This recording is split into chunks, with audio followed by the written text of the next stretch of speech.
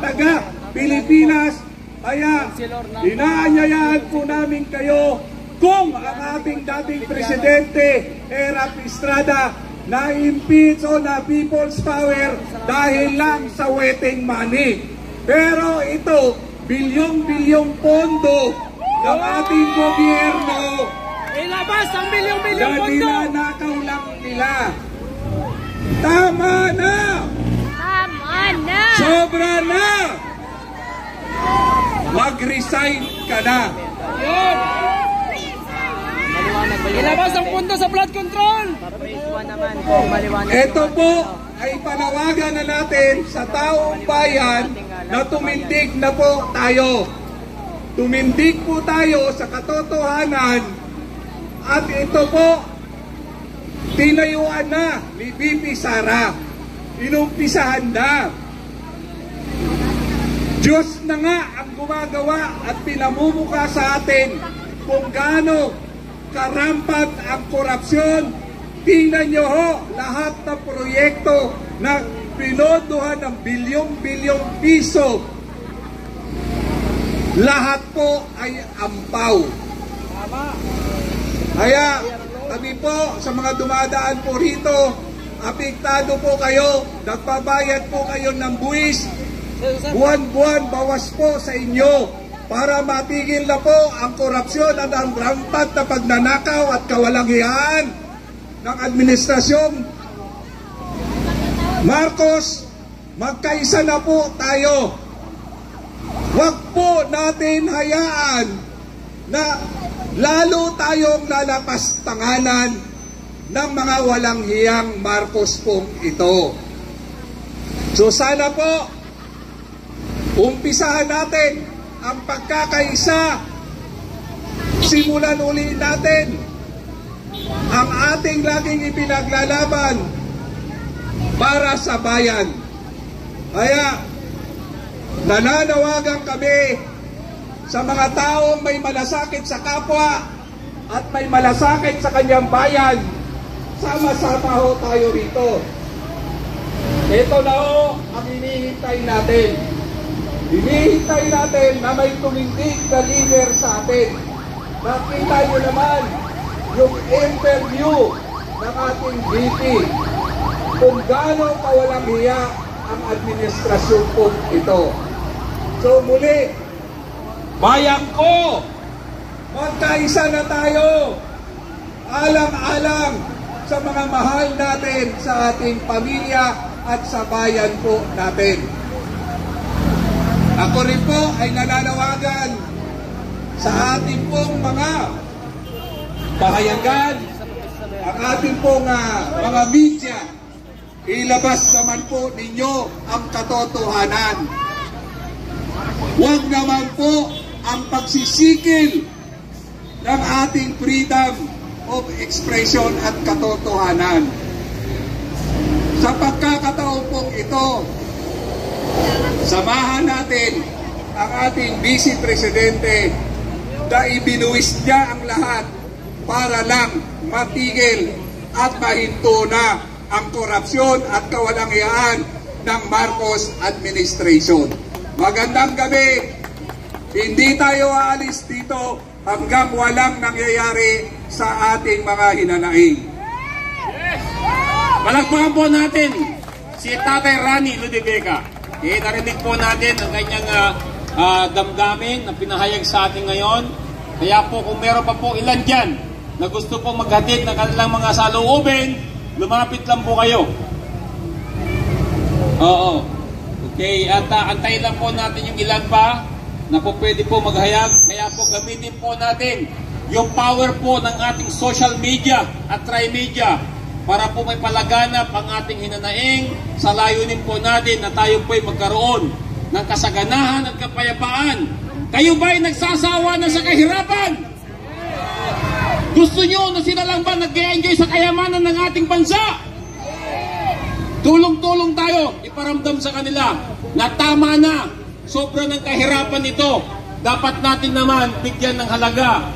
Ang ating mga maralita dahil sila po ay patuloy na umaasa na magkaroon ng pagbabago, lalo higit po sa bansang ito. dahil po hindi natin deserve ang itong uri po ng buhay. Marami pa rin po sa atin ang walang health card. Kaya napatuloy lang naghihirap sa sitwasyong ganito. Kaya po, gawin po natin kung ano po yung nararapat. Parang magpapicture ka lang ako sa inyo na ganito natin lang. sa ating Parang sa mga live. namumuno na tayo po ay talagang sawang-sawa na rin sa ganitong sitwasyon. Kaya po, paanyaya po namin kung ilan po sa inyo dyan na gusto po maghayag sa kanya sa loobin. Welcome po kayo. Ay, Ma'am Saya Senpai.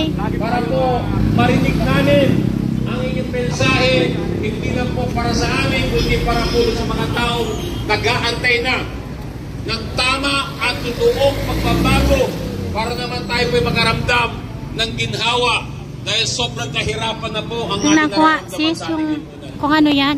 Nasaan na po yung mga binoto natin na dapat magtanggol sa atin? Iba po ang kailang pinagtatanggol. Yung laman ng pulsa nila ang kailang pinagtatanggol. Kaya ito po, nararamdaman pa rin po natin ang hirap ng buhay. Ayan, yung mga nakasulat sa hawak nila, guys.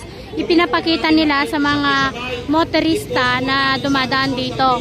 Tama na, kurap, alis na, pahirap kayo sa bayan. Dito, tingnan natin. Oh, Marcos resign now.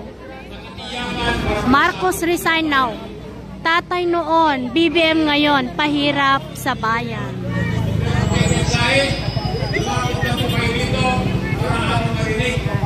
Marcos, salot sa bayan. BP, Sara, di ka namin iiwan. Wow, salamat. Ang dami ng mga kababayan natin dito. Dinangaw ba? Walang iwanan, Inday Sara. Yun, si Mother.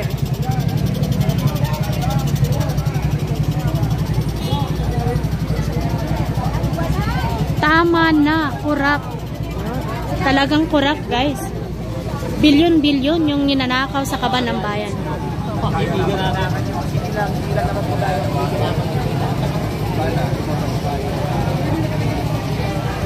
Mungkahin po namin doon sa mga kasamahan natin, maaari po kayong tumabi muna para hindi po kayo makantala sa trapiko. Okay?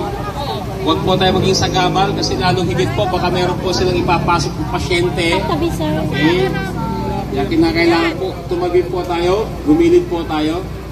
Okay? Ayan yung nanay niyong JM. Ang matapang na maisog. Ayan, guys, ah. Baka may gusto ka daw sabihin. Tumitrending to, guys. Basahin nyo na lang nakasulat dito. Hindi, doon. Kumay.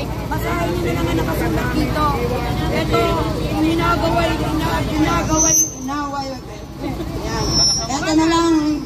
Ito na lang ang basahin nyo dito. Hindi na kailangan magsalita. Ito ang nakasulat dito sa malaking kartulina na to. Ito ang patunay na kailangan natin ng suportahan si Bibi Sara. Ito, laban to para sa bayan, hindi para sa akin to. Hindi ako nandito para sa sarili ko. Nandito ako para sa mga anak ko na lalaki pa at mag-aaral at magtatapos at magkakaroon ng apo ako sa kanila. Ayaw kong mapariwara ang kinabukasan nila. Tama no? Palagpakan na niya. Ano pangalan mo, ate?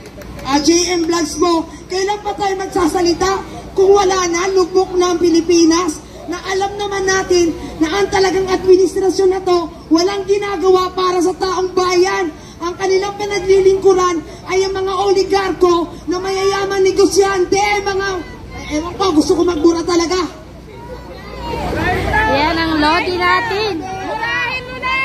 Loading natin to si JM Vlogs. Oh, bagsakan mo na! Pakawalan mo na! Huwag mo na pigilan! Gusto nila, tirahin ko daw no? Hoy, kayo mga mga putang ina ninyo! Mga stupido! Stupid! Loyalistang MPA! Stupid! Stupido!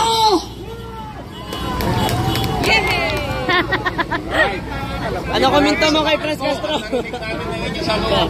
Ano masabi mo kay Franz Castro? Franz Castro, ano masabi mo? Si Franz Castro? Convicted yun! Hindi na natin kailangan pang sabihan kung ano siya. Talagang convicted. Yan ang kanilang trabaho na magmanipula ng mga kabataan na dadaling sa bundok. Tapos, ang mga isipan at ang puso ng damdamin ng kabataan, lalasunin nila at sasabihin sa kabataan, sa magulang nila na ako ay ipinanganak mo lang, hindi ko kayo magulang. Yan ang ina-agitate nila sa mga kabataang MPA. Alright, maraming salamat po. At syempre po, gusto niyo po ba marinig ang taga Manila Times, isang profesor, walang iba kundi si Ma'am Malu ng Manila Times. Ito po, para marinig po natin ang kanyang salubin. Ma'am Malu, ang ating profesor. Magandang gabi po sa inyo, Ma'am Malu. Magandang gabi po sa inyong lahat. Isang magpalaabang na gabi. Ako ay natutuwa na tumaan dito. Nanggaling ho ako sa batasan. Tinitingnan ko yung crowd ng support. Sana ho, wala kami nakita nung una, tapos sinabi nung kasamahan ko, yun yung nakaitim na t-shirts. So natutuwa ho ako, nandito kayo. Natutuwa ho ako na magkakasama tayo. Nagpapasalamat ako dun sa grupo ng DDS, sa grupo ng Labor, si Kunjal Rani. Marami pong salamat sa pagtulong nyo na iset up ito. Maraming salamat sa mga taong nandun sa kabilang side. Bakit po tayo naandito? Naandito tayo sa sobrang abuso. Sobra-sobra ng abuso. Sobra-sobra ng persecution. Sobra-sobra na ho ang injustice. Hindi ho patas ang laban. Bakit ho? Hindi lang naman ho si Vice Presidente Sara Duterte ang may confidential and intelligence fund. Bakit hindi buksan ang lahat na confidential and intelligence fund para magkaalam-alam ho? Dahil pinipintura nila na si Vice Presidente ay nanunlimbat ng pera.